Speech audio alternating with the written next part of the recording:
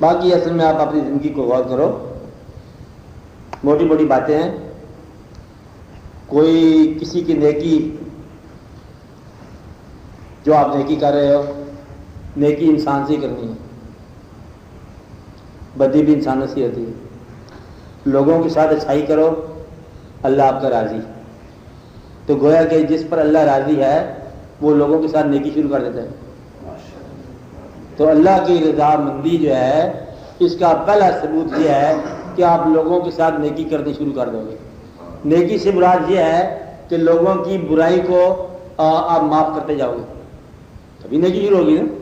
لوگوں کی برائی کو آپ معاف کرتے جاؤ گے، لوگوں کو یا انسانوں کو ڈرانے والا خدا سے دور ہو جاتا ہے، لوگوں یا انسانوں سے پیار کرنے والا خدا کے قریب ہو جاتا ہے۔ اس لیے کوئی لمبی چوڑی بات کی بات نہیں ہے، ہم اللہ کی مثلا خدمت کرنا چاہتے ہیں، یہی ہے نا، تو اللہ کی کوئی چیز مل جائے نا ہم اس کی خدمت کر دیں، تو چلو یہ بندے اللہ کے بنے ہوئے، شوق کی بات، تو پھر آپ ان کی خدمت کر دو۔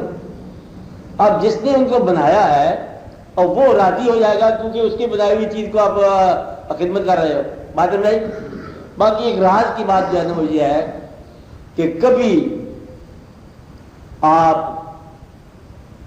کسی ایسے مقام پر کسی ایسے آدمی کی کوئی ایسی خواہش پوری کرو جس خواہش کو پورا کرنے کے لیے وہ صرف دعا کر رہا تھا۔ نہیں بات سمجھائی؟ ایک آدمی کی ایک خواہش ہے اور وہ دعا ہی کر رہا ہے، اللہ کے آگے دعا کر رہا ہے کہ یا اللہ مجھے 100 روپے دے دو، دعا کر رہا ہے، کسی سے مانگا نہیں ہے۔ اگر آپ کے دل میں خیال اترے آپ اس کو پیسے دے دو تو آپ اس کی دعا کی تاثیر میں پہنچ گئے نا، دعا اس کی تھی، تاثیر آپ کے نہیں ہوگی۔ اب تک سمجھا رہی بات؟ اگر آپ اس کی دعا کی تاثیر میں پہنچ گئے تو آپ یہ سمجھ لو کہ آپ اللہ کے قریب ہو گئے، کیونکہ اللہ نے اس کی دعا منظور کر کے آپ کو حکم دیا کہ جاؤ، تو آپ رستہ ہو گئے۔ بات سمجھائی؟ اس لیے ان باتوں کو غور کیا کرو کہ وہ سوالات جو لوگوں کے لب پر نہیں آئے اور دل میں ہیں ان کو پورا کرنے کی کوشش کرنے سے آپ اللہ کے قریب ہو جاتے ہو۔ میری بات سمجھائی آپ کو کہ نہیں سمجھائی؟ لوگوں کی وہ ضرورت پوری کرنا جس کے لیے انہوں نے سوال نہیں کیا، اگر آپ وہ ضرورت پوری کر دو گے تو پھر آپ اللہ کے قریب ہو جاؤ گے۔ سوال کے ساتھ اگر آپ ضرورت پوری کرو گے تو آپ سخی کہلاؤ گے، اللہ والا نہیں کہلاؤ گے، اور اگر آپ بغیر سوال کی ضرورت پوری کرنے لگ جاؤ گے تو پھر آپ پر عرفان نازل ہو جائے گا، آپ اللہ کے قریب ہو جاؤ گے۔ یہ بات سمجھائی؟ پھر آپ اللہ کے قریب ہو جاؤ گے۔ اللہ کے قرب کا یہ طریقہ جو ہے راز کا ہے۔ آپ ان باتوں کو پہچانو، کس آدمی کیا ضرورت ہے۔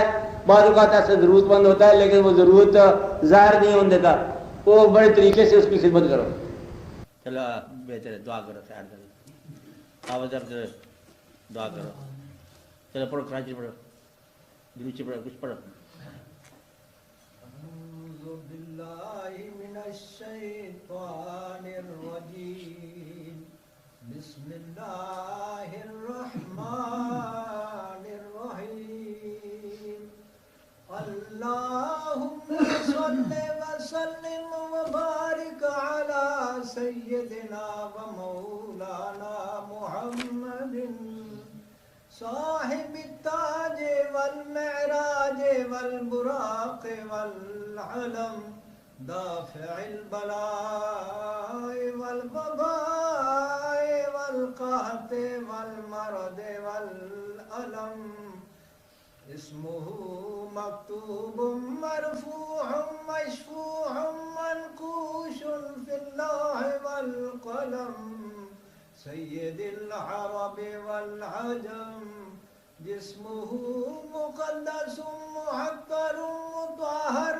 منور في البيت والحرم، شمس الضحى بدر الدجى صدر العلا نور الهدى، كهف الورى مصباح الظلم، جمیل الشیم شفیع الامم، صاحب الجود والکرم، واللہ عاصمہ وجبريل خادمه والبراق مركبه والمعراج سفره وسدرة المنتهى مقامه وقاب قوسين مطلوبه والمطلوب مقصوده والمقصود موجوده سيد المرسلين خاتم النبيين شفيع المذنبين أنيس الغريبين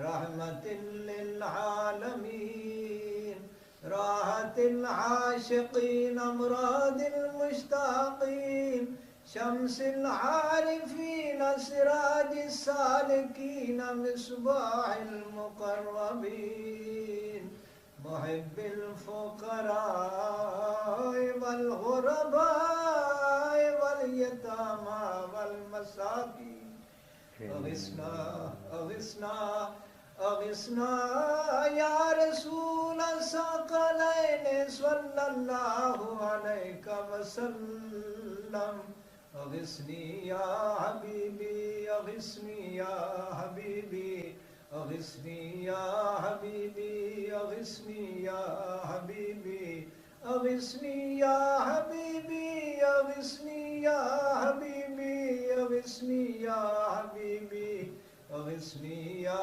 حبيبي أغثني يا حبيبي أغثني يا حبيبي أغثني يا حبيبي صلى الله عليك وسلم سيد الثقلين نبي الحرمين إمام القبلتين وسيلتنا في الدارين صاحب قاب قوسين محبوب رب المشرقين ورب المغربين جد الحسن والحسين جد الحسن والحسين مولانا ومولى الثقلين أبي القاسم محمد بن سيدنا عبد الله نور من نور الله نور من نور الله يا أيها المشتاقون بنور جماله بلغ العلا بكماله